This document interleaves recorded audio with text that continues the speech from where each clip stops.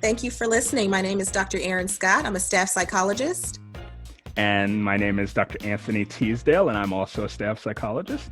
And we're both on staff at Counseling and Psychological Services, better known as CAPS, at the University of North Carolina, Chapel Hill. Go Tar Heels!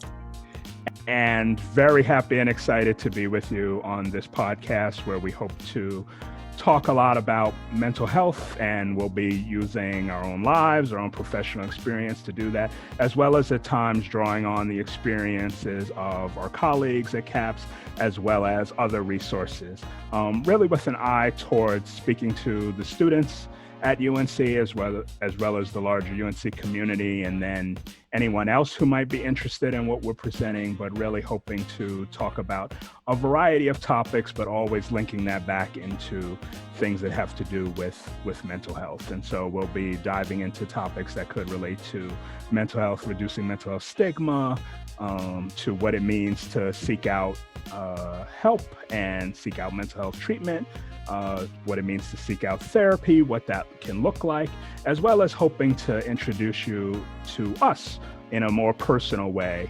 We know that sometimes students can say, what happens at CAPS, or what do y'all do? And we have a great thing. Confidentiality is one of the real hallmarks and bedrocks of any kind of treatment in mental health. But one of the things that does is it also makes it mysterious in a lot of ways. Of people can wonder, what does that really mean? What does that really do? And one of the things we'll probably get into in this podcast at times will be that, you know, if you watch movies, TV, any of that, you can get a very skewed and inaccurate view of what we do. And so we hope to give a bit more of an accurate view of what we do, why we value what we do, and hope that we will be able to speak to student experiences and to the lives and experiences of people in the world. And so we're really looking forward to getting going with this podcast. So welcome. This is Feeling Seen, a UNC CAPS podcast.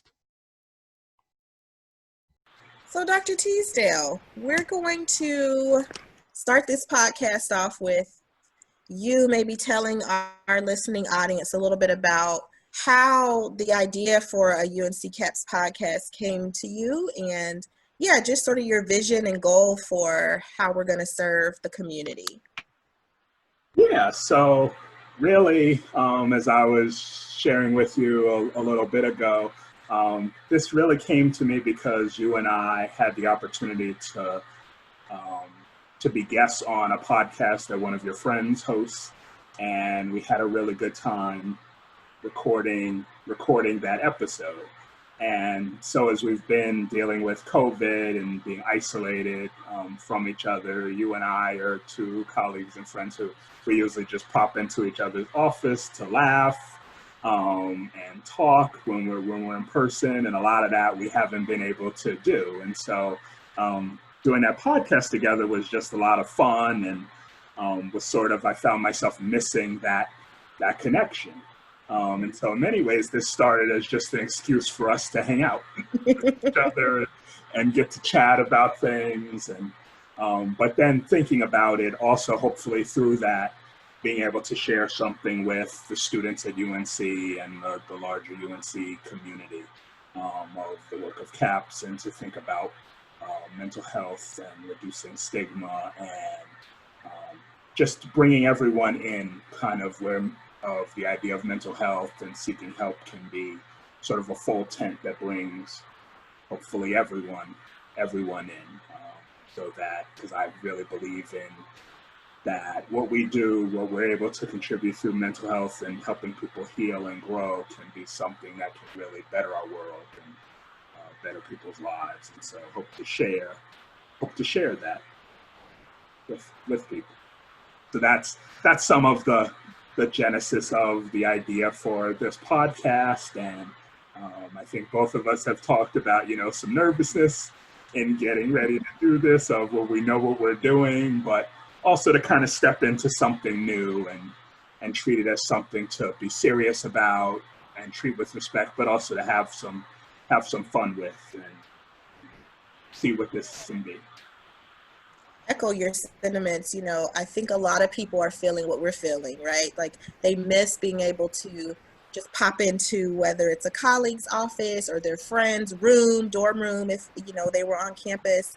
And COVID has really taken a lot of those face-to-face connections that we just really appreciate away. So I'm hoping that this serves a couple purposes. Like you're saying, it's a chance for us to connect. And we always talk about a variety of things when we are face-to-face. So this feels really authentic and natural to do this anyway. But I also hope that it's, a reminder of the importance of staying connected however you can during this pandemic. And so this is the platform that we have, and we want to try it out and hope that others, again, can get something from it. So I'm going to turn into interviewer for just a second, Dr. Teasdale. Tell us a little bit about yourself and your salient identities. Who are you? Where do you come from? Yeah. Okay. So again, my name is Dr. Anthony Teasdale, and my Ph.D. is in counseling psychology from the University of Maryland. And in terms of salient identities for me, I'm a Black man. Being a son is very much a salient identity, and a big part of why I even am at UNC and live in North Carolina is to have moved closer to family. Parents and other family are here in the state of North Carolina, close by. And so that was a big thing that brought me back to the state. I've been coming to North Carolina my whole life because my mom is originally from here, from Greensboro. So I was always coming back at Thanksgiving or in the summers to spend time with my grandparents, to see other family members. And so North Carolina has always been a part of my life. And I'm an alum of UNC Wilmington. I went there for my undergraduate career. And so I had a really great time, amazing time there. So North Carolina is really special to me. So that's why I'm at UNC. So being a son and being a brother is a really big part of my identity. And as I've gotten older, family is it was always important, but it's become particularly important as I've lost certain family members who've passed away, have died. And so just really honoring kind of the time remaining has become really important. So that's a really very salient identity, is a son, brother, being part of family member is a really big and salient identity for me.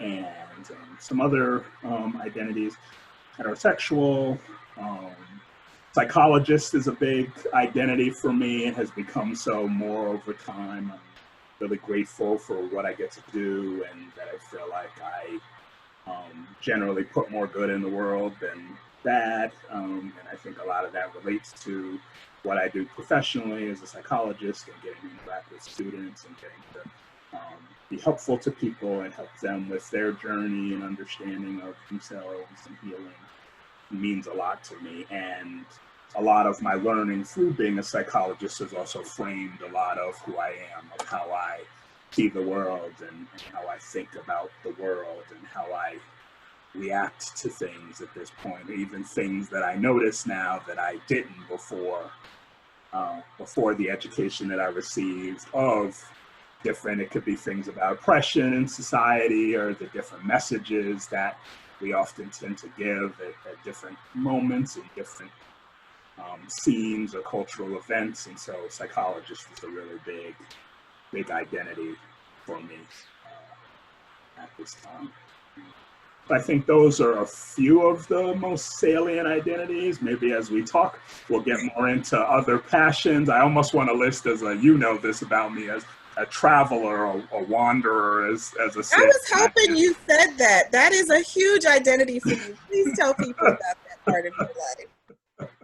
Well, yes, traveling's been pretty big, and during COVID, because I haven't been able to travel, I've shared with you, Erinn, that this year around Memorial Day was the first time in 7-8 years that I haven't been traveling somewhere. Often that's been internationally, and so that's become sort of a ritual almost of a semester ending and then getting to go somewhere, and didn't get to have that this year. So I've been aware of that identity, and I've been messing around at home, kind of putting, my photos into movie format and adding music and graphics. And that's been a lot of fun to just reminisce on the places I've been and the things that I've gotten to do. And how fortunate I've been and how travel just opens up my experience of the world, knowledge of the world, appreciation of the world, appreciation of other countries and cultures, appreciation of sharing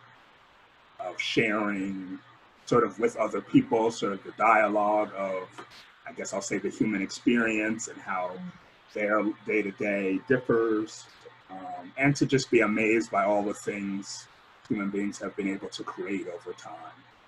It's really, really impressive and really something important. So I've really loved that about the experience of travel, of opening up the possibilities, of seeing things that sometimes I wish were in my daily life or in our country even, maybe policies we had or a way of doing things. There's a way you can go to certain countries and just see the zest for life and where they really can take time and slow down and what that builds of appreciation versus sometimes I think here we can be much too fast. And that's something people are noticing during COVID, where sometimes things have slowed down for people and they're having time to reflect. And I think to appreciate what it can mean to slow down a bit in life and what that can bring to savor things a bit more. So yeah, travel is big. I could go on and on talking about that and talking about the experiences of it. And it's been real. And I think I did a tally, but I think I really only started, especially international travel, in 2010. And so I think in the 10 years, I've managed to get to 59 countries. So, whoa! So I'm really moving. I'm trying to see the world.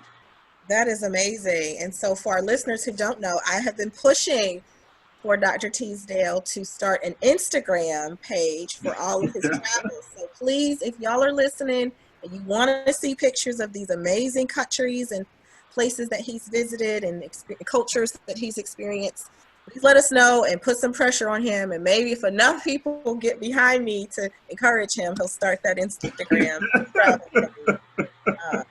Yeah, I resonate with a lot of what you said, Anthony. And I think travel, particularly for people who maybe haven't traveled, I think being able to see it and to see, especially a Black man, go to some of these really far off, exotic, beautiful places, it's really empowering. And it really says, I can do that. And, oh, wow, he went and, hiked this mountain or, skied this. And you're very adventurous as well. So, for those of you who've been able to ever come to Dr. Teasdale's office, you'll see pictures of, him in a Shark Tank and all these things. And I think that that's really important for people, especially young people, to see, so that can plant that seed of, yes, travel you can make it happen. You can go. And there are places where, and I'm sure we can talk about this in another podcast, but places where it's very safe to be American, to be a Black American. And that is really, I've heard a lot of people say the reason they don't want to go to certain places is there's fear, right? That they won't be safe, or they don't know, they can't speak the language, and how do they feel about Americans? How do they feel about Black Americans? So we could go on and on, as he said, but I really encourage people to put a little pressure on Dr. Teasdale so he will start that Instagram. And maybe we need to mark for ourselves to come back to the idea of travel, because I do think you could really empower people with some of your stories. Okay, well, I'm definitely open to that. I could definitely talk forever, but I think you'd also touch on an important thing about, the experiences we can have traveling, what we can assume about it. I think I've often felt actually a lot safer in other countries than even here. And I tended to feel safe fairly much here, but even more, like I tell people the story, particularly of visiting Melbourne, Australia. And there's a lot of really cool, like, little alleys to walk down where you'll see artwork, or you'll run into a cool restaurant. But going there for the first time, I'm from New York. To me, it's like you don't walk down alleys in the dark. That's dangerous. But there, it actually was safe, and it's how you might find something really cool and interesting. So it's just, yeah, it's a fascinating experience to challenge some of those ideas and break out of, ideas you might have about something, or even to like expand your world of what's possible. And even sometimes, as a Black person, I'll say expand the world of what's possible because of historic messages that either have been given to us from other people, or even maybe we give ourselves of what it means to be Black, and that can sometimes be very narrow. And so I appreciate in travel how it can open up the idea of that, and open up the idea of, yeah, being a person in this world. So we can definitely talk about that throughout. And I don't know that you and I have talked a ton about like the traveling, but did you ever get any travel experiences because in your time as a flight attendant? Yeah, so thank you for segueing. That's a really nice segue. Yes, so I have also a lot of shared identities with Dr. Teasdale, but something that's different is that, yes, in my youth, right after I got my first master's degree, I decided to become a flight attendant, and it was actually my brother's idea. I have 3 sisters and a brother, and my brother, I just graduated and I was about to enter the workforce. I had my degree in counseling, and I was like, I'm young. I think it was, I don't know, 23, 24. And I'm like, I'm young. I don't know if I want to work a 9 to 5, every day right away. And my brother's like, you like people and you're fairly outgoing. Why don't you become a flight attendant? And just by him kind of bringing that up, I thought, oh, that sounds really fun. I have no idea, how do I get into that? And so he and I did a little research, and, there was, I'm from Ohio, I should say, let me back up, born and raised in Dayton, Ohio. And my parents moved to Columbus later on in my life. And so there was an open house for Continental Airlines in Cleveland. And I drove up, and, they give you this little script and you have to sort of do a mock announcement. And you walk like through this almost like a runway, and I think you pretend to serve drinks or something. So it was a very like bizarre but short interview. I actually didn't get the Continental job, but it planted a seed of like, I want to do this, because I was talking to people who were also interviewing, who had been flight attendants for years and had traveled the world and just had seen so many amazing things, as you're saying. And so for, a little girl from Dayton, Ohio, I was like, oh, I want to do this. So I actually started work. I got hired on at AirTran Airways, which is now no more. It's now Southwest Airlines, but back in the day, it was AirTran Airways. I was based in Atlanta, and I can tell you, I met some of just the best people through traveling. And you're absolutely right. There's something about experiencing different cultures, from realizing that Americans, we don't have it all. We don't know it all. It's not the only way. Most of my routes that I worked were domestic, but we had what's called jump seat agreements, or the ability to fly on different airlines. So I was really able to travel. I didn't travel right away outside of the country. I was still a little afraid, but once I got a group of people around me who were also flight attendants, who were very skilled at just, oh yeah, just look up the flight schedule and we'll jump on this flight. And I was able to travel to, oh gosh, where have I gone? I went to the Caribbean a lot, just on vacation mode. And then I was able to visit parts of Asia. And that was just really, really a cool, eye-opening experience. I love Japan. I love Tokyo. I've told you this before. That's where I want to move. I would love to retire there. I've never felt safer. Similar to what you're saying about Melbourne. I felt completely safe. Even not speaking the language, I was able to navigate my way around alone. And that, for a woman, and a Black woman in a foreign place, was everything. So, and it was so clean. Oh my gosh, you would never find litter on the streets of Tokyo. So yes, I agree. And I think for those of you listening, if you finish college and you're sort of facing, what do I want to do? Do I want to go to graduate school? Do I want to start work? Certainly, think about what fits your situation. I can't say this is going to work for everyone, but if you're directionless, or like me, aren't ready to just kind of start a 9 to 5 forever and kind of want to put that off, or you've never traveled. I think that the only time I had traveled prior to becoming a flight attendant was maybe once or twice in my life. And that was maybe to Florida or something like that to go to Disney World. So I wasn't experienced. There was a lot of,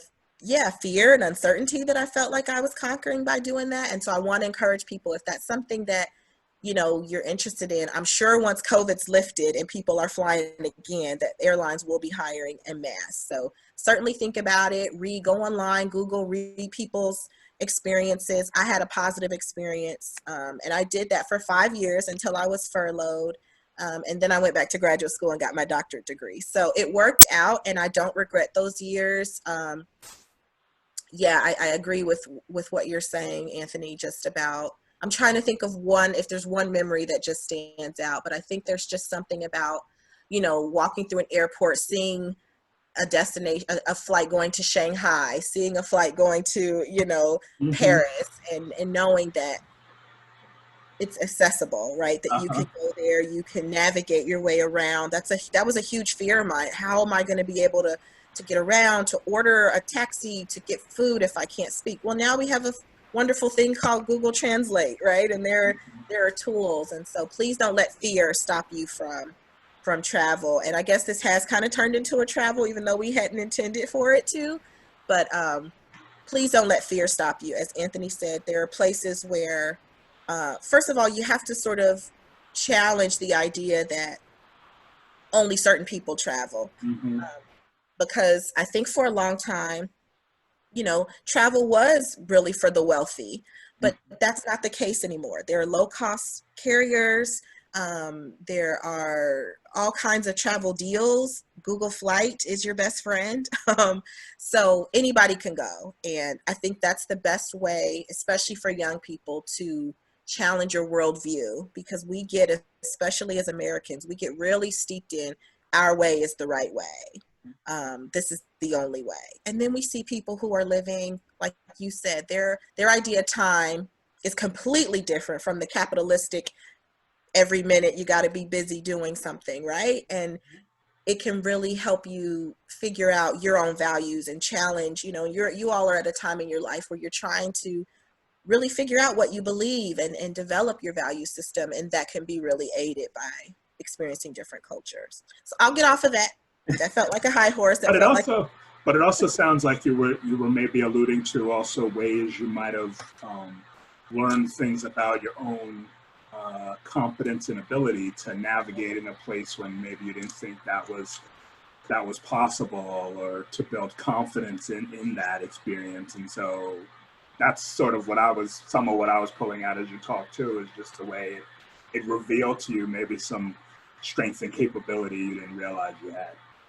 Yes. Thank you for reminding me of that. And I think it goes back to this idea, like you said, whether it's that we've been taught that, or that's been just sort of our understanding from lack of access to travel. But I really didn't think, I had imagined that it would be really cold and cruel to Americans, right? And then as a Black American, I thought, oh no, the racism and the things that we experience here, even if I hadn't necessarily myself experienced, the things that I know people experience are going to be tenfold, in other lands. And that has almost never been the case. Now, does that mean other places don't have their own isms, whether it's class or different things like that? Absolutely. You probably are always going to find some way that people stratify each other. But I have never felt as an American that I was targeted, or that, I was unsafe. And again, this is just my experience, but I certainly think it did build a lot of confidence. It built a lot of excitement for, a skill set that I didn't know that I would have, which is also to be humble enough to say, I don't speak the language. Can you help me? To have to really rely on other people to say, where's the best place to get this certain food, or this, what's a common practice here? Or what's a daily ritual that I can engage in? And really having to rely on others was something that I hadn't done previous. And you're right, it built that confidence. So I definitely think travel is something we need to have our own travel podcast. Like, Okay, well, who knows? Maybe that'll be an episode in the future. But I did want to stay with something you were touching on. I know we hadn't necessarily talked about this, but people are getting a sense of what our conversations can be like. And so you were talking also about fear. And I was really responding to that because that comes up a lot in the work that we do. Fear of change, fear of new things, fear of vulnerability and putting ourselves out there. You and I have had some fears about even starting this podcast of like, do we know what we're doing? What about the technology? Some of that, we don't want to look foolish and stupid. So some of those fears. So I was just listening to you as you talked and you mentioned fear. And so even though this is maybe a diversion from some of the plan we had coming into this, I was just, thinking about that of maybe taking a moment to talk a little bit about fear and maybe through the lens of travel, not to again get too into that, but I'm thinking about when I went abroad for the first time and I went to Italy and had a lot of nervousness about getting there, particularly around, okay, I don't speak this language, what's that going to mean for navigating, and ended up in a hotel that was in a neighborhood where we walked to the local sort of store, convenience store, and the person in there didn't speak English. And that it was sort of like my fear come to life pretty immediately. And yet also in the time we smiled with each other in the store and did hand gestures and used nonverbals and still were able to buy things in the store and have a really great experience after all this fear tied up in like going into it. And so I'm just thinking about fear. Yeah. I actually have a lot of fears. I think I'm the type of person that can really get caught in my head and in my thoughts. And I have learned over the years to appear more confident than I actually am, which is a skill, right? And lots of people probably have learned this as well. It's adaptive, it's functional. And so when I was listening to you talk about your experience in Italy, what I'm reminded of is a lot of the time with fear, we say, you've heard the term, it's all in your head. There's some truth to that. Maybe it's not all in your head, but lots of times when I have walked through and pushed through whatever I was fearful of or whatever was sort of, in my mind rolling around as the worst case scenario, it's almost never worked out that that's been as bad as I have made it out to be, right? So there's something I think protective about fear and kind of worst case scenario. And I'm going to be, yes, if we look through the travel lens, I'm in this place and I can't speak the language, but even if we think about college students and fears that they have, and especially maybe first year college students coming in, and will I make friends? Will I like my roommate? Am I capable of doing this? I think that challenging that a little bit, acknowledging, that's it's okay to feel that, and that doesn't mean that that's reality, and kind of challenging and pushing back, you will find it's almost never as bad as you've made it out to be.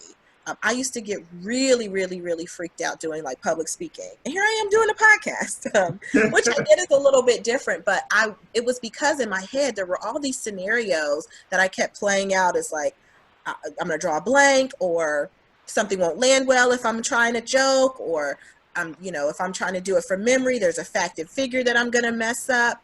And somehow I worked this out to be the worst thing that could happen, right? And that somehow that would be like mortifying. Has it happened before? Sure. There have been times that I've like completely blanked out, or the joke didn't land well, and I'm still standing, right? And so I think fear is something, especially when we think of the emerging adulthood population, I think it's going to happen. And I think what you've got to do is really acknowledge it and then challenge it, right? Because what I used to do before I was able to kind of laugh about it and talk about it with you and push through it was I used to sort of deny it and almost try to like convince myself that that wasn't what I was feeling. And meanwhile, I was having all the classic signs, like my heart's racing and I'm like avoiding. And so I'm like, yeah, you're scared. What are you scared of? And I have this kind of self-talk that I go through now. Like, what are you afraid of? What's going to happen? If that happens, what's that going to be like? What's the worst thing that can happen? Well, you might be mortified for a few seconds, but you know, here I am, you know, you can live through it. So I think you're right. And I think that fear probably keeps people from doing things that they could really be good at or enjoy. And this is the time in life, college, undergrad, particular, graduate school as well, but particular undergrad, this is where you really need to challenge those fears, and you really need to take a leap of faith, and you really need to, you know, develop some affirmations for yourself and some confidence that you can make friends, you know, academically achieve, be involved in community, find your voice and use it, find your values. So there's a lot that I think that the conversation about fear is something that this population in particular, Anthony, could really, you know, hear and resonate with, because I think that, thinking back to your undergrad, what were some of the fears you held? I know I just shared a lot with you about mine, but I know that there have to be common ones that people experience that maybe we could break down a little bit. Yeah, there was fear about just being in a new place, and like I said, grew up in New York, and then I'm going to school in North Carolina, and that's what I wanted. I didn't necessarily think about staying closer to home, but still, there's, what's this going to be like? How's this going to go? How's this going to be? Getting a roommate. And, you know, I was fortunate. I didn't have to share a room growing up. And so what's it going to be to have a roommate and to negotiate this and get through that? And just kind of thinking about the work and what is that going to be? And what's the level of that? Going to be? With sort of, so fears, I think, that are pretty common to an unknown or a new situation.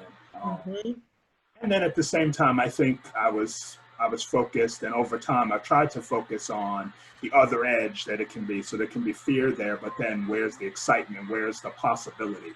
That's what I was thinking about as you talked of, when you lean into the fear, what you can discover about the possibilities of things, the possibilities of yourself and capabilities, the possibilities in life.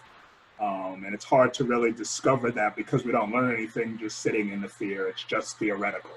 And we don't get to learn anything. So I can still assume all day long something will happen, but I never will know until I live it. And like you said, a lot of times that doesn't even begin to come true or happen.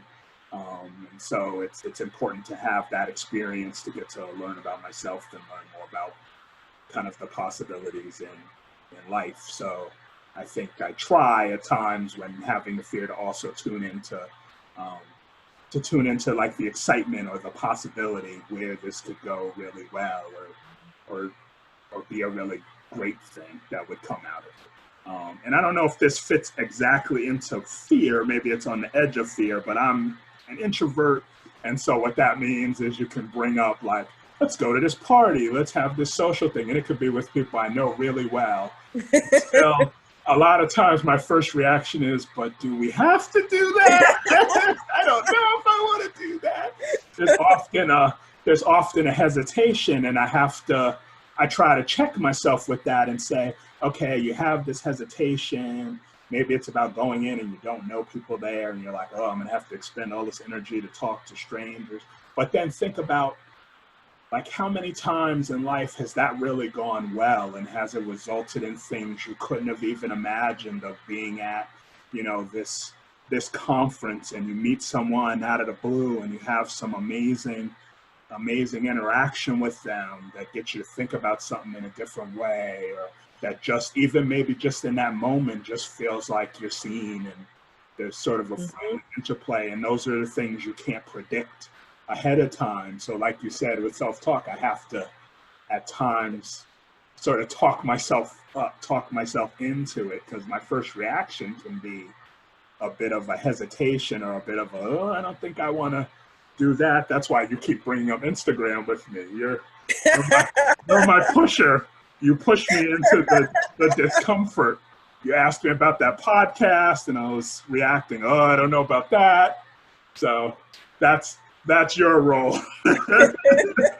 You're the pusher. But yeah, it just reminds me of what you were talking about with with the self-talk and just, yeah, what's interesting once you actually go into situations and live it out, how many unexpectedly really great things can come from that is something I'm thinking about. And even what you were saying, it was interesting to hear what you said about your fear of public speaking, because I've gotten to see you present and see you speak many times, and you're just really great in that space of bringing a really positive, wonderful energy that energizes other people and gets other people to want to participate and interact and just really facilitates a really great environment for different discussions and trainings and things that I've been able to be in with you doing. And so it's interesting to hear that, and makes me think of just the way we can also have a perception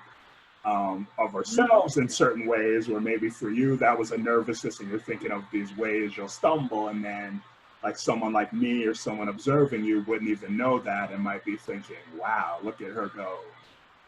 I wish I could be that good at this and do it that way. And so it's, yeah.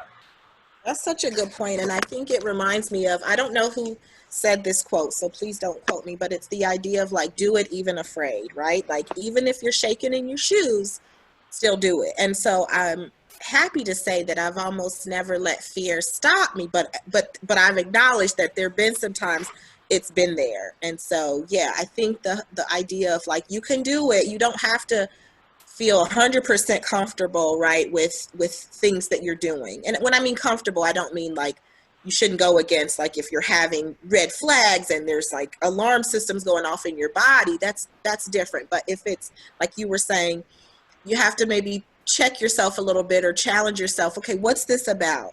And so I usually do the things that, that initially my reaction is like, oh, no, why are they asking me to speak at this thing again? But I usually love it. And there's a moment almost inevitably where it switches from all this stuff in my head that was making all this noise to like, oh, wow, this is actually really cool. Like, this is energizing. I like this. And look, people are responding well. So I do think that sometimes, we have this, we have to feel 100% comfortable and in our element. And I don't know that moment has ever come for me. I think that there have been times, especially if it's meant stepping out of what you were saying, like, you can't really challenge or grow in that comfort zone. And so when I've stepped out, it's been a growth experience, but it's been something that I've been able to take that fear and turn it into something excitement. So maybe fear and excitement are kind of on that same continuum, right? That like there's a moment where it can shift for people. I'm curious if you could speak a little bit about your desire to work in UCC, to do university college counseling work. And yeah, where did that come from? When did you know this was the work for you? Yeah, I think it was a process getting to that point in terms of growing up. It was I think it was expected for me to go within to go to college and to higher education, not just from family, because particularly like my mother's side of the family, my grandparents were teachers. There's a number of teachers on that side of the family. Even though a lot of that family grew up in the segregated South, there was still college education, some higher degrees. And so education was very valued. A big part of visiting my grandmother in the summers was she was going to run through with flashcards with us on different lessons and things like that. And we would sort of, I think at times, be rolling our eyes thinking, do we have to do this, Grandma? And then there was other times where it was actually a lot of fun and a way to connect with her, in a way she poured a lot of love and energy into us and wanting us to do well. But that was a big thing. So education was a really big thing, and I tended to mostly like school. Coming up, elementary school was especially nice because it sort of felt like a closer family community. And I was in something in New York called the humanities program. So each year of elementary school was linked with, you sort of studied a period of history, and then that was linked to some sort of artistic or creative output. So in second grade, we studied the dinosaurs, and then we put on a play that was sort of an Indiana Jones style search for the dinosaurs and things like that. That's And cool. third grade was Egypt, and we built a full-size sarcophagus and so Yeah. stuff like that. So I got into education through that. So education has been important throughout my life. But in the time of thinking about, like, as I grew up, I would get National Geographic for kids, and so things like science interested me. And my dad would tell you, kind of later on, he'd say to me, and he would have told anyone, he knew when I went off to school, like, I wasn't going to try to go into business. I wasn't going to want to, do some of either those maybe kind of common things you might hear from people, or there are just ways that path wouldn't have fit for me. So he wasn't particularly surprised I kept going with education past undergrad even because of knowing. But some of the journey of picking UNC Wilmington for undergrad was, at the time, I wanted to study marine biology. So that's what I had long thought about science. And so that's why I chose UNC Wilmington. But one of the reasons it came down to a decision between UNC Wilmington and University of Miami in Florida. And it came down to those schools because I was already thinking, what if I change my mind on marine biology? What schools would I want to stay at if I change my mind? And I think I looked at a lot of nice schools for marine bio, but they were smaller, and I don't know if they would have been as good an experience without having that major. And so that was still a little bit in the back of my head, because even though I thought long about marine bio, in kind of junior, senior year, especially of high school, within my friend group, there were a lot of times people came to me with different problems they were having, family concerns, whatever. That's also a time when we're all trying to discover who we are.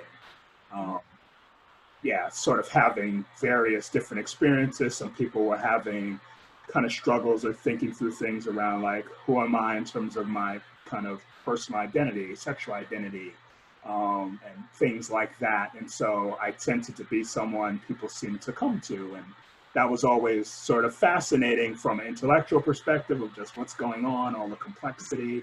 It was also nice to be able to be there for people and be able to be someone they could see as a comfort when maybe in other parts of their life they would say, family, parents don't really see who I am, or maybe they even feel like they have to sort of lie a lot actually and deceive parents, because there's a sense of, like, maybe because of cultural things or whatever, of like, you're just supposed to go to school, study, and come right back home. There is no hanging out with friends, there is no fun, and how hard that would be. And so again, just to be able to be there and support friends. And so that at least planted the seed of psychology a little bit as I went off. And so got to UNCW, was still planning to do marine biology, but I took an intro to psych class my first semester and had a black male professor teaching that class, and he ended up becoming my advisor. And that also gave me a vision of what it could be to be in psychology and got me excited about that. So then made the switch and didn't really look back, and that was a really great decision for me, and really wonderful. And as I learned more, learned about kind of the potential and just the interesting ideas within psychology, and particularly within thinking about going the route where it could become a therapist. That route just seemed to have a lot of great ideas I could get introduced to, a lot of interest of the tie of how scientific research can be used to directly impact people's lives.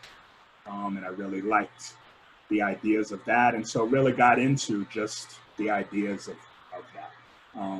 And then in going to University of Maryland for counseling psychology, University of Maryland is one of the older counseling psychology programs, and it's really well regarded and had really strong ties with the counseling center at Maryland. And so that's where we did a lot of our initial training, and just in thinking about that and being with kind of the population of students and thinking about all of the issues going on, but also the potential, loving, I think I'm realizing as we talk about this, loving the idea of possibilities and there's just such possibilities with sort of the student population at a university, particularly undergrads, but also, you know, graduate students and anyone who's here, because there's so much chance to come in contact with a lot of different people, different ideas that never occurred to you before. There's just so much potential, so many possibilities to open up your view of the world, view of life, and what's possible. And so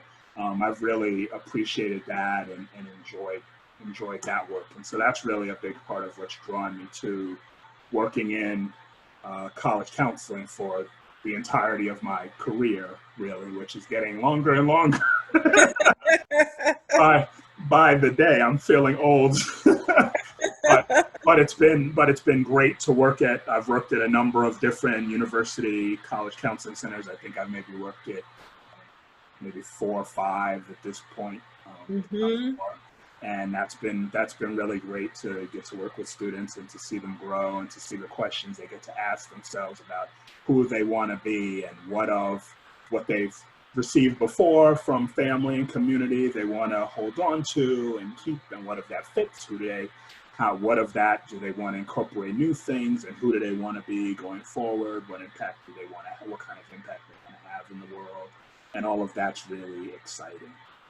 And then just the many things to get, again, possibilities, the things that we can be a part of and get into. So we just said goodbye to our most recent training class of future psychologists and social workers, and really just, there was sadness in saying goodbye because they were really a great group, but there was also an excitement for how much they brought to CAPS and contributed, and just being able to see how many great things they're going to contribute to the places that they go. So getting to do the supervision and training and get to mentor future generations of psychologists or other mental health providers, and getting to do individual therapy. And you know how passionate I am about group therapy, and I know CAPS group program and group offerings, and getting to do that, and outreach to student groups, and going outside of CAPS into the community to talk about a variety of things and offer knowledge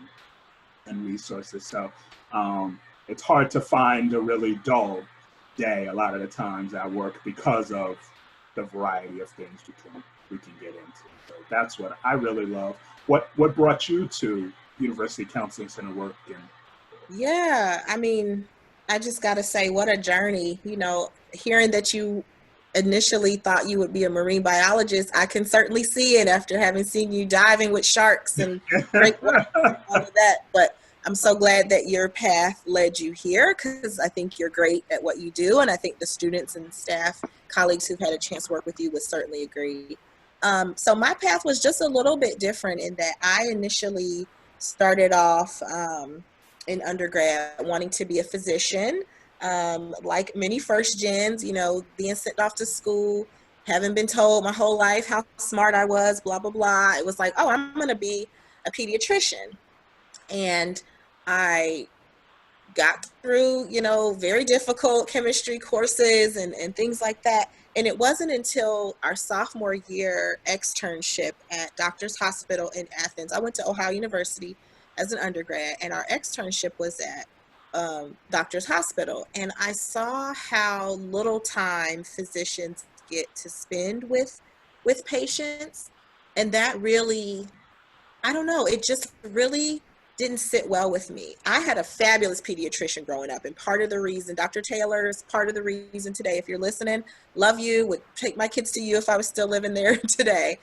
I had a fabulous pediatrician who spent what felt like to me as a kid growing up, and I even saw her until I went off to college, so up to 18 years, spent whatever time we needed answering questions, and I never felt rushed. But when I saw, and maybe this also has to do with managed care and things like that, I'm not really sure, but when I had the opportunity firsthand to see physicians and the amount of time, 10, 15 minutes is like pushing it. That they, I think it's probably even less now. I think maybe 8 minutes is like the goal. But that really struck me. It felt more like the nurses really knew the clients, right, or the patients. They really got a chance to sort of check in and ask questions and they were the first people that you often see. And so I toyed around temporarily with going into nursing, but at the same time, so this was sophomore year undergrad, at the same time I was taking social psych, which was just to meet like my sort of humanities requirements. But I absolutely loved in a way that I liked my biology, my bioscience classes. I liked it. I thought it was interesting, fascinating, but I was excited about my psychology courses. I was excited to learn about the motivation behind human behavior.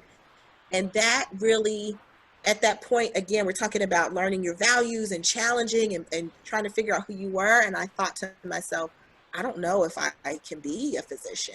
Like, Mm-hmm. not that I can't do it academically. Mm-hmm. I don't know if I can do it and still be, true to who I was. Mm-hmm. And so that was a hard conversation to have with my with my folks, that I was no longer going the, biosciences route, but I was thinking about going psychology because I knew almost nothing about what it meant to be a psychologist, right? I will say, though, interestingly enough, similarly to what you were saying of how your friends would come to you for advice, looking back, I always have been that friend, right? Where there's something about people in the helping profession where people seek us out. Even when I was a flight attendant, this was many years later after, yes, I had my psychology undergrad degree, but many years later in the field of me being in the air as a flight attendant, people would come. This is a true story. I had a woman on a flight who came to the jump seat. She had just lost her daughter. She was flying to bury her daughter and go to the funeral. And she just sat and she said, "Can I just talk to you?" And she was just talking, and I'm just validating her and saying that makes sense and just all the things that we know right now to do. But that was just natural. That's just a part of who I am. So going back to undergrad, once I decided to switch my major and I got into the higher level psych courses, I mean, when you talk about love, I was excited to learn. Now, doesn't mean that every single paper I wrote, I was having that level of enthusiasm about, right? But the topics really interest me. It was interesting to learn about severe mental illness. It was interesting to even learn about statistics and how you can apply it, right? Like, no, stats is not fun to me, but the application of statistics and being able to read an article and understand power and understand, confidence intervals and things like that really excited me. So I was very happy to switch. I did not look back. Every now and again now, when I think about our salaries, I kind of think, should I have stuck with it? But as far as like, you know, just living my life's dream and having, the things that I want that feel congruent to the things that I value, which is finding purpose in what I do, I think psychology and being a psychologist was always going to be in the cards for me. So I did go on after undergrad. I went on and got a master's in community counseling from Wright State University, which I absolutely love that process. I have some of my best friends in life I met in graduate school, and you all have heard that after that I was like I was almost at like a quarter life crisis, right? Of like, I don't know if I want to do this. I'm young. And really where that came from, Anthony, was when I was on practicum, people would ask me my age all the time. How old are you? How can you tell me about life? You don't know anything. And I was really believing part of me believed what people were saying, which is, I mean, I know what the books say, Mm-hmm. but I haven't had any lived experience. So that really, I think, prompted me to go into flight attending for 5 years. And then in 2008, I went to Wright State University, which we share. Another thing that people don't know that we share is that you worked at Wright State around the same time I was enrolled in the doctoral program there, which I got my Psy.D in clinical psychology from there in 2013. But I absolutely, again, that same passion for learning, it was sparked again. I wasn't just doing the stuff because I had to do it. I wanted to learn. I was seeing myself as an expert. So I wanted to make sure I knew theory and make sure I knew, again, that doesn't mean every single paper had that level of enthusiasm, but mostly I really enjoyed the topics. And so soon after that, and for people that don't know, to be a psychologist, you have to do a year internship. And then in most states, you have to do one or two, depending on it, years of postdoc. And so after my internship, I interned in Topeka, Kansas at a community mental health agency. I was at the time, so my specialty going through my Psy.D program was children and families. Because again, pediatrician, I really always loved kids. I wanted to kind of stick with that theme. And I really enjoyed it. And it was very challenging because in Topeka, Kansas, there's a very high poverty level, and we were community mental health. So we saw the gamut. But once I finished, I was starting to think this. I had worked with some older adolescents there, and I really enjoyed that work too, because they were at a precipice of trying to like figure out who they were and, you know, differentiate from their family and their parents and their values in a way that little kids don't, right? Like little kids are great, and I love that work, and I love the parenting work. But I really liked my adolescents. They challenged me. They challenged me to think about how to reach them in a way that wasn't preachy, that I wasn't going to be, you know, replicating their parents, hear them, validate them, and also, you know, impart on them that you can't just smoke weed all day, every day, right? So I really working a little bit older. And then my partner and I ended up, and it would take too long to get into all the specifics, but basically we heard about an opportunity in Guam. And so we ended up in Guam for 2.5, almost 3 years. And while there, Guam does not have a community, or sorry, a college counseling center in the way that we do. So a lot of times their students were being sent to the community mental health center I was working at. And over time, I amassed a caseload that had mostly emerging adulthood. And I really, really loved it for all the reasons you listed, right? Like young people at the point in time in their life where they are finding their voice, they're figuring out who they are, they're coming into their own identity purposes. I helped a lot of people in the coming out process with their parents. This is a mostly Catholic island, so that's not it's not easy ever, but you know, that was not an easy thing. Yeah, figuring out their political power, voting for the first time in their lives for many of them, and then across party lines that may be different from their parents. And so it was just really challenging in the best way possible age group to work with. And so when we came back to, our contracts ended in Guam and we were coming back stateside, I knew I want to work in a college counseling center. Like, I like this work. I hadn't had a chance to do all the wonderful things that I get to do now at CAPS, all the additional stuff. I was mostly just doing brief therapy. But once I got hired on at UNC, well, once I looked into UNC and saw the variety of things that they do, I was excited. I mean, groups, we do outreach, like you said, supervision, which I have a passion for. I was supervising in Guam as well, and really enjoyed that process. And just, yeah, it's a similar to me, where you almost get to help someone on their journey of growth and discovery. And I think that appeals to me both as a mother, but also as a nurturer, right? That someone who's helping and challenging you, but also encouraging you. And so I really appreciate being able to work with you this year. For those who don't know, I'm going to be co-leading a group case conference with you, which I was able to do last fall as well, and was amazing. And I'm also going to be doing the multicultural mentoring seminar with our interns, our predoctoral interns, this semester as well. And I'm really excited about that. I'm going to do that with Mill Witt, who's another psychologist at CAPS. So that's just like a snapshot of my journey. It's still ongoing, right? This semester, myself and Cherish Williams have been named the co-chairs, co-coordinators of multicultural health. And so that's going to be a new thing I'm stepping into, and I'm excited about all that means and ways that we'll be able to impact the Carolina community with that. So I think my role here is ever evolving, but I really love the variety. I love that every day is not the same. I'm finding, especially as I get older, I need that variety. You know, I could have group one day and supervision the next, and brief, and an outreach, and I just love the variety. And I really think Carolina is a great place to be. I think we have some of the best, I have the best colleagues, but we have some of the best students ever. Resilient, amazing, just, I'm so excited for the work that we get to do and the lives we get to help.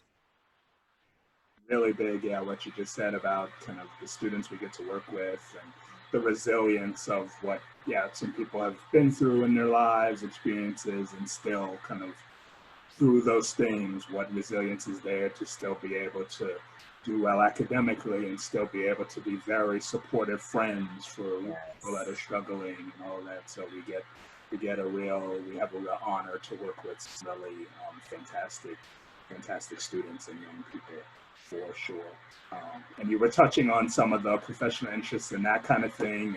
And since most conversations with me turn to group at some point, I'm like a one of those dolls. You pull the string and it just says three things. And so one of my three things is usually group. I know that that's a real passion area for you, particularly because you have two very unique groups that you've run at CAPS. And so I wonder if you could talk about that and your love. Yes, thank you so much. Yes, I love groups. The groups that I'm going to be co-facilitating this semester and have for the past few years at CAPS. The first one that I'll talk about is called Empowering Black Women. This is a group for Black women at the predominantly white institution of UNC, and it really is a community building group. It's a support group, and we focus on all the ways that we connect as Black women, and as well as celebrating differences. Some of the topics we've talked about in the past have been families, relationships. We talk about colorism. We talk about the media's representation of Black women.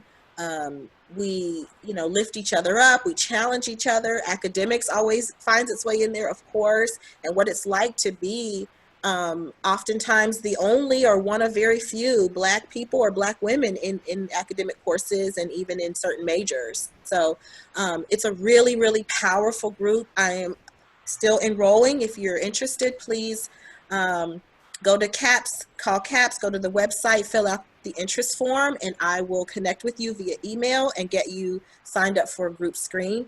But this is a really powerful group, especially some of the feedback that I've heard is for women who have had a difficult time just finding their people, right? And their clique, and connecting with other women. Sometimes we can be pitted against each other as competitive or, because of, if you think about relationships and dating, because, these women represent minoritized statuses. If they want to date Black men, there's a shortage of those. So there can be some competition, and that can be really disempowering. And so what we try to do is really unpack those messages and challenge ourselves to find ways to not see each other, see each other as sisters and not competition. And so it's a really, really, really powerful group.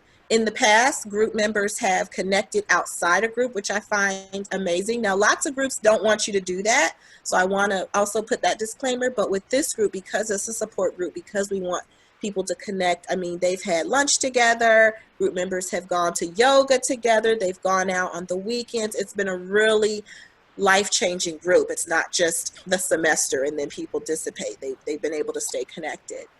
So that's the first group. The second group that I'm going to be running is called First in the Family. And this is another identity that I hold and passion area of mine, which is working with our first-gen students and navigating all the ways that being the first in your family to complete your doctoral degree, complete your degree can present some unique challenges, right? There are ways that you may not know resources exist. There are ways that you may feel hesitant to reach out because so much is riding on you based on your family's, faith in you and your abilities. It can feel very lonely and isolating. And we talk about first-gen status as being an invisible identity because oftentimes people can't look at you and tell you're first-gen, but you can very much feel it when you can be in conversation with people who have resources or have family members who've walked this path. And so they know they've prepared you for things that you're finding out for the first time. And so in similar ways, I encourage group members to connect outside a group, and that has happened in the past. And so, this is a group that is, again, for anybody who is first-gen status, male and female. Get connected through CAPS, through the website. You can fill out an interest form, and I'll reach out to you and get you in for group screen and tell you a little bit more about group. We're going to be doing virtual groups this semester, which I'm excited about. There's going to be some differences, but in lots of ways, we're going to capture that same feeling that we would capture face to face. So super excited about both of those groups and just looking forward to, to connecting with you all. And any questions you may have, please direct them again through the group screening form or the group interest form on our website, CAPS website, and we will make sure we reach back out to you. Thank you. I always love hearing your excitement for your group. Love, like I said, I eventually a conversation with me will circle back around to groups. And so at some point, right? That's really what I just wait for, an opening in a conversation to bring up group. But yeah, I appreciate you talking about it. And I was thinking about even as you were talking about the groups, part of why we call this podcast what we do. And it's that idea of feeling seen. And that's really one of the powerful things that I continually hear with people that participate in group therapy is that idea of what it means to feel seen, to feel fully seen, be able to be more of your authentic self and not have a sense of needing to hide parts of yourself, and just what that space of acceptance can really mean for people, and how powerful and transformative that can be. So appreciate you sharing about your groups, and appreciate you doing those groups and offering that to students and to those particular populations that you were referring to. You've got a new group starting this semester. Can you share a little bit with folks about your group and what your hopes are for group, or why you decided to reach this population? Yeah, so going to be starting a new group at CAPS called Brother to Brother. It's a support group for Black men. And really some of it inspired by having the Empowering Black Women group there, as well as different contacts with Black men at UNC over time, and hearing some very similar stories from people, things people might have been struggling with, questions that they had for themselves, and often having the thought in my mind of, wow, I wish I could just introduce you to so-and-so. Of course, confidentiality, I can't say that, but just thinking, just wishing that people could know they're not as alone as they often think that they are in these experiences, or that they're the only one going through something, when in reality I'm sitting there thinking, I've heard this from 10 other people like this week. So that's some of where that started, and thinking about that. And then I think particularly with sort of the current climate around kind of racial protests, and hoping things can change, but just thinking particularly about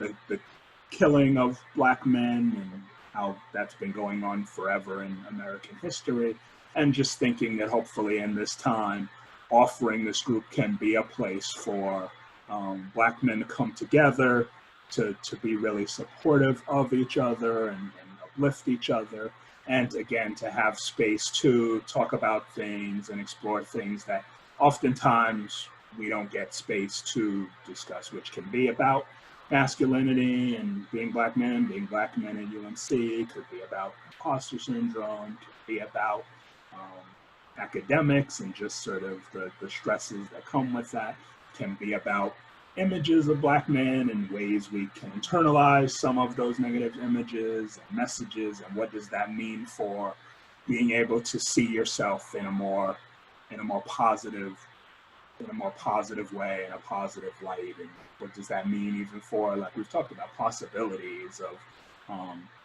it can be hard to not view yourself through a lens of something very negative or something very restricted or limited in what you can achieve in life or be in life. And so hoping that the group can really provide that for people. And that's, again, one of the things that I really love about doing groups, is the power of people to feel seen in that way, and the power of what the group can do for people that isn't just about like me as the professional in the room kind of imparting that, but really in many ways my job is to set up enough of a safe space for the members to be able to help each other, and that's where a lot of the power of the group lies. And I've been fortunate to do group for a long time in many groups, and I've gotten to continually see just the power that comes from the members supporting each other, and the ways that they can surprise themselves of the ways that they are vulnerable in a way they didn't expect, or the way that they step up to help someone else in a way they might not have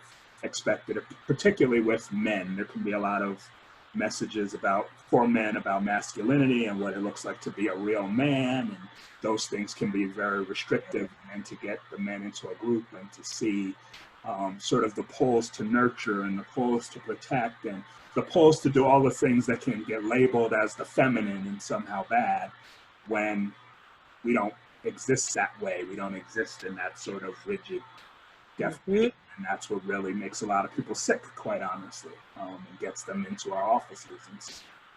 And so I'm really grateful to be able to be part of that experience a lot of time doing group. And so I'm really looking forward to brother and having that experience with the men, as well as continuing to offer the connections, understanding stuff in others group that I usually offer. And that's a really often exciting group that looks at what's happening in the here and now of the group, and using that to help people learn about how they come across to other people, how that relates to how they think of and feel about themselves, and to have a chance to make changes in that, and even have a safe place to experiment with new ways of being, if it's to try out different behaviors, maybe around trying to be vulnerable when that's been really scary, and see if, like we talked about fear, see if the rejection they fear will happen from being vulnerable or authentic really happens, or will people react in this way I'm thinking, and that kind of thing. And I really have loved the experience of that, and how challenging that can be for people, but also how transformative that can be for people, and how close people can get within that group, and how sad it can be to say goodbye to the group at the end. And I think that really speaks to the relationships that are built and the connections that are made while that group is going on. So really looking forward to doing that group with the students, and as well as working with a colleague on developing and thinking about a group that would utilize creative techniques and principles to promote psychological well-being. In development and thinking about that this semester. And so that's still a little more TBD, but that will be also coming down the pike. Have gotten into creativity and in my work in the last several years, and particularly this year with one of our trainees who was very creative, and that was a big part of our connection with each other. And so, yeah, really excited about that. Looking forward to that. And also just the opportunity, again, to collaborate with colleagues and things has always been important to me, but especially as we're having to be distanced from each other right now during COVID in certain ways, moments like this to get to talk to you and hang with you, to collaborate with other colleagues on new things, and new colleagues that I might have had less time with, is really exciting as well. And so, really looking forward to the semester with group, and really given a lot of confidence going in, because we had more groups run this summer than we've ever had before at CAPS, and the evaluations were excellent, and students were able to comment on the ways that Zoom group could feel different to some extent, and at the same time, how much they still got from it, how much they felt seen, were able to feel connected, how much they felt supported and lifted up by those experiences. And so that gives me a lot of confidence going into the fall, that even as we're virtual, and many of us may be doing sort of group virtually for the first time, that we have a lot of evidence from both the summer and the end of spring with some of our groups that continue, that group therapy virtually over Zoom can still be very helpful, very effective, a really great experience. And again, our evaluations and feedback from students overwhelmingly positive. And so I'm really looking forward to that, seeing again kind of how we can serve students through our extensive group program. So really very much looking forward. Yeah, that's excellent. You'll have to let us know here first once that creative group gets formed, and tell us more as you can. I know it's still in formulation, but that sounds really exciting. As you were talking, Anthony, I was thinking that this is probably a good place for us to introduce people to our segment called Just Stop It. because one of the things that I heard you saying just a few minutes ago was about how students were saying, yes, Zoom is different, but I still feel connected. So in some ways there were some losses, but also I still felt connected. So I'm wondering for our first Just Stop It, and this is going to be a segment where you and I sort of challenge maybe some thoughts or things that we commonly hear in our practice and really want to leave our listeners with something to think about.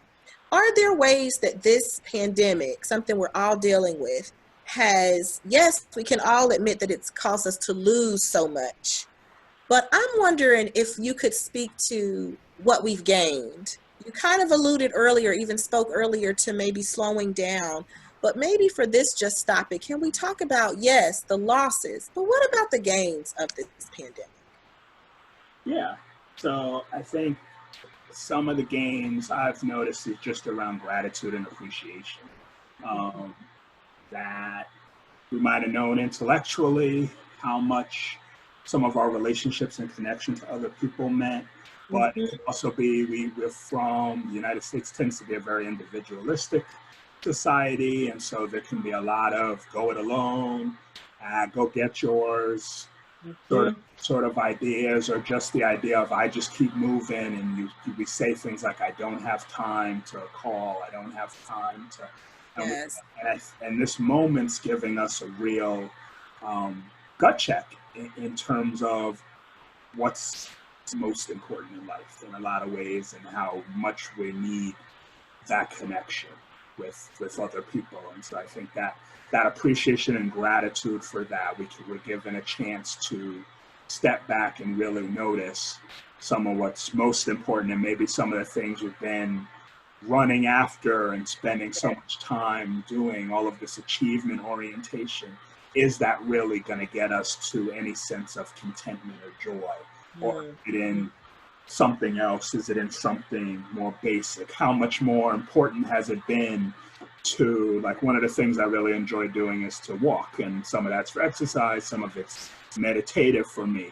But it's amazing to walk around at 6 or 7 in the morning and have a whole bunch of strangers continually pass each other, and so many people just have to wave and smile at each other. And that wouldn't happen as much in the past when I've walked around, but it happens a lot now, and it just shows me how starved we are to connect to each other. And so even in those moments, there's more of that openness, willingness to, instead of have our head down, and instead of to try to feign a disinterest or a disconnection, to just want to reach out for that in some small way. So I think appreciation and gratitude, and maybe having us just for a moment reconsider where we've placed our values and what's really important, and how we've been expending our energy, and has that been going towards the things that really are most uplifting, that feed our soul the most. And so I think that's been one big one. I think a positive also has been, I mentioned creativity. I think we were really fortunate to have a number of our trainees, as well as some staff, get really creative of how do we do outreach, how do we reach out to the students in the campus community during a time when we're also trying to physically distance. And so that was really a wonderful process to see, of me almost seeing some of the ideas people came up with, and seeing, wow, I didn't know that was in you, or that's something you did. And so I learned about colleagues through that process. And also it's been interesting to think about, wow, why weren't we doing this before? And how you can get into doing things in a similar way, or going with tradition to some extent. And it doesn't mean that those things didn't work, but it can close off the possibilities that might come up when you're in a little more of a bind, or you're a little more forced to be a bit more creative or flexible. And so that's been something to really notice as well. There's just a flexibility and a creativity that can come out of this period of time. Things that's been a real positive. And then I think some of it is also, like we were just talking about, even with groups, one of the reasons we talked about that a little bit on this podcast, and even have plans, like I need to figure out how to release this, but we've, like, we're planning to put some things online with kind of comments from students that have participated in online groups. And we made a video with some staff sort of talking about that. And that was designed to speak to hesitations people might have about doing group online. But I think that that's another thing that reminds me is if you had asked me going into this, was group going to be possible online, I would have said, oh, that's going to be terrible and that'll never work. And the way we can get into assumptions, locked in. And so I think that that's another positive that COVID's been teaching me, is to really, again, challenge those assumptions, and that so many amazing things come in the trying, of just trying things and seeing what really comes of it. And it's amazing how it may not come as the same thing as what it would be in person or another context, but it can still be something of real value that was hard for me to envision in a vacuum. And so I've really taken that from COVID as well, is to really challenge my assumptions about certain things and how certain things will go, and think about the trying and how much, again, the possibilities, that's a theme for this podcast for me, is the possibilities that can come from things, from unexpected places and unknown places when it might have been hard to even imagine it before. Yeah, I so agree with you. I think this is, we just did you mentioned earlier, we said goodbye to excellent trainees that we're going to miss and really had an impact on the campus and our staff. And another staff member and I put together a goodbye video, and people were saying this is the most connected they felt, even in the years we had done this face-to-face and in person. So I think that there's a way that you can still capture, and this is looping back to the discussion about group, there's still a way you can capture the essence of people and emotion and all of that, even virtually. And so I think, just to wrap up your point, the just stop it, I think, yes, we have lost the ability to connect. And I wish we could have this conversation that we're having right now in each other's offices, but the creativity that's come out of it, maybe we would have never done a podcast if not for this time. And the ability to slow down and to enjoy every moment and to connect with our neighbors. And I've experienced similar walking and people who I've lived next to, but like don't really ever speak to because I'm usually just grabbing my mail and running in. It's like now it's hi and there's eyes locking and the smile. And so I do think that we've gained, if we choose to reframe it and see it that way, we can see the things that we've gained, a different perspective. And I hope that once it's safe and we're on the other side of this pandemic, I hope we capture and keep some of what we appreciate about this time.